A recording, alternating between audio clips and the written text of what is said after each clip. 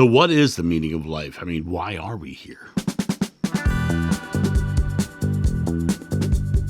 I've answered this question in a lot of videos, but I realized after seeing this question again yesterday that it really needed its own very focused video so that people will be able to find it and experience it. Everything I'm about to say, of course, is my own belief, my own experience, from my own experience. Everything I'm about to say is my own belief from my own experience. I'm not asking you to believe as I do, and I'm not expecting you to change any of your views. But I ask you just to stay open to the concept. What is the meaning of life? Before we dive into the meaning of it, let's first talk about life itself. Because life itself is a fascinating topic because it's also a very controversial topic. What is life? When does it begin? When does it end? Those are topics that are being fought over in courts right now. When does life begin? When does life end? As someone who's been out of body several times, I know that my body is not my physical self. I just know it's sort of an expression of belief that is being shown in the world. And when I leave that body begins to decompose. But what's actually decomposing? What's actually decomposing is the belief of the people around me, the people around who knew that person as that body. And that body begins to decompose as their memories fade.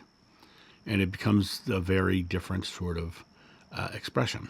Being out of the body, you realize very, very quickly that life is eternal, that there is no beginning or end to life. Life is eternal, and that the physical world is simply experience.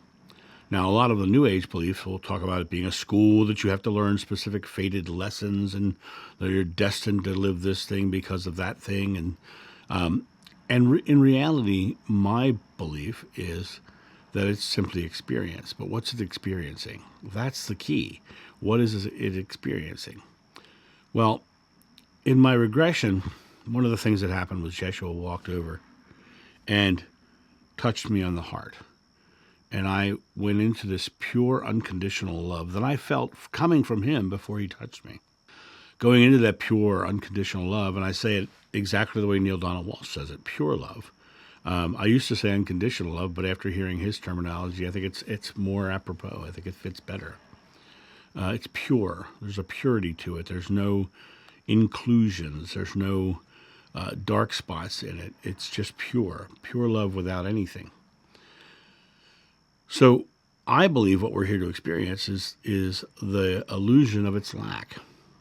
And that's an interesting expression because the illusion of its lack. Now, what is the illusion of its lack? The illusion of its lack is fear. When we fear, we lose that expression because the fear becomes the inclusions, the dark spots that make us see less of that pure essence of love. My good friend Kim Carey from Intuitive You, when I was discussing this with her, she had the perfect analogy.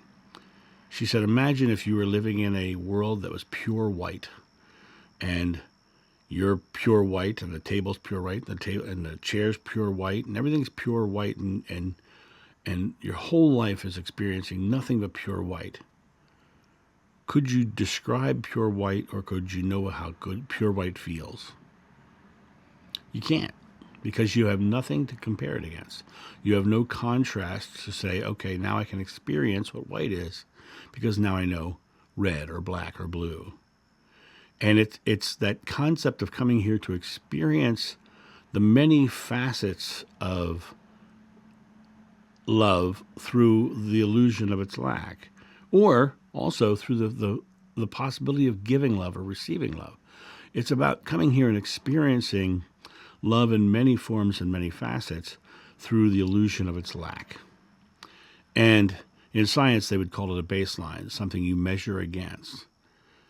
When you look at the expression of life, and you look at how people come down here, and many people have very fearful experiences, many people have very abusive experiences, many people have very scary experiences, many people have beautiful, loving lives, many people don't know how good they have it. When you talk to people who have near-death experiences, the first thing they tell you is they have this life review. And when they cross over in their life review, they experience their entire life from the emotions and all of the moments of their life. They experience the emotions of all the moments of their lives, but not only from their perspective, but from the perspective of everyone that they interacted with.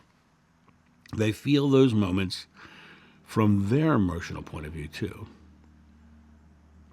So they're experiencing the many facets of God, the many facets of love from all angles. And, the giving, the taking, as I said earlier. It comes down to the idea of, without having our fears and anxieties, without having those things, we could never know love fully. We could never come back to knowing God fully. We could never understand our relationship with God. And that's an interesting aspect, because in my regression, when Jeshua touched my heart and I went into that pure love and I was in that space of oneness with God, the next important moment, and I know it was the next important moment because the regressionist said, let's go to the next important moment. The next important moment was feeling my fears and my anxieties, feeling my separation from that source, feeling it, and understanding that was the next important moment. The next important moment after feeling that love was feeling its lack, feeling its separation. And we come into this world as creators. We get to create whatever we want from however we want. And you look at the idea of this world, and many of you have had hard lives and fearful lives. And many people will tell me, I hope this is my last incarnation. I don't want to come back here again, because they've had hard lives. Well, the people who've had the hardest lives, their experience of love when they finally cross over to the eternal side is going to be so much more rich, because they've experienced such a hard life. That experience, that hard experience, that painful experience, will be the blessing that they celebrate. Because without that hard experience, they would not have the greater understanding of love that they're coming home with, coming back with. And when we look at the world from the perspective of, this is just experience, we're just here to experience, and we can create, then we start to understand that when Buddha said the secret to enlightenment is the eradication of fear, he's literally saying we have the ability in the physical world to choose to be fearless, to choose to be loving, and to come back to the space of understanding God fully, to realize it, real-eyes it, in the physical world. We're realizing love. We're realizing fearless love in the physical world. So if you want to transcend the physical, let go of your fear and begin just simply loving. Go live a loving life. Show the world that you love. Let people around you make a loving choices by your example. We're here to experience love and its absence. We're here to experience love through its absence.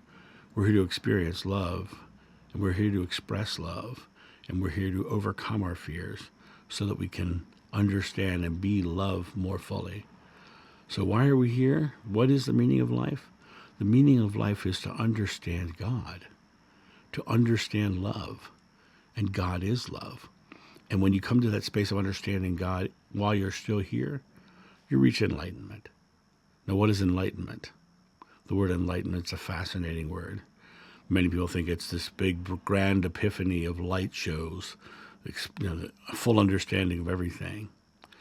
I think it's full understanding of everything by putting everything else down, becoming lighter.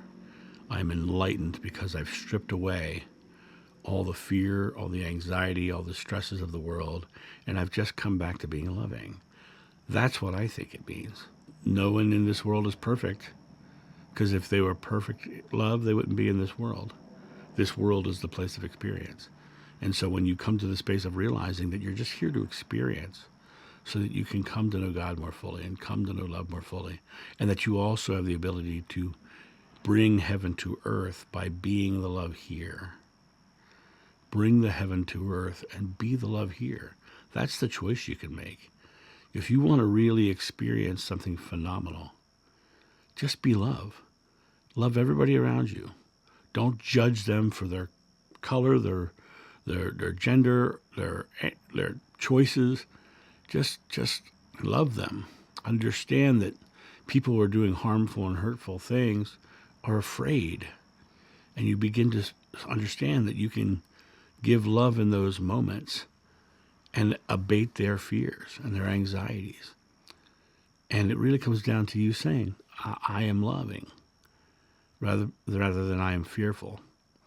So the meaning of life, as I said, is to come here, experience this physical world, which is what we would call life. And while here, come to know God more fully through our experiences with fear and the illusion of love's lack. So that's my thought on this, and you guys have a great day, and I'll talk to you soon. See ya. Bye.